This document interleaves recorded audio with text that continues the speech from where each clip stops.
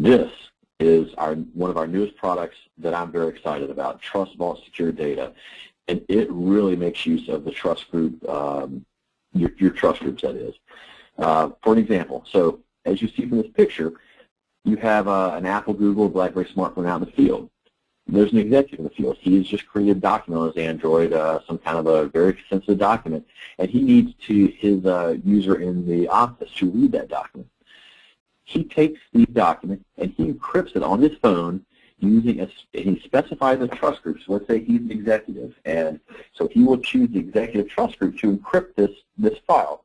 That file will then be transferred up to the enterprise cloud storage or just any server that you manage, of course, and it will remain on that server encrypted with the executive trust group.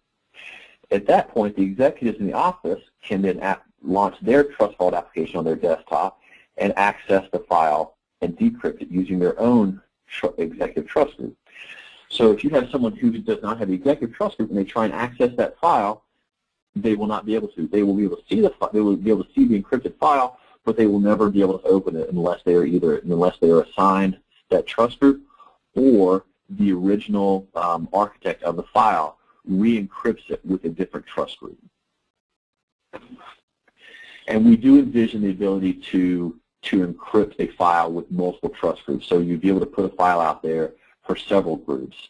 But that functionality will certainly not be until Q2 2014.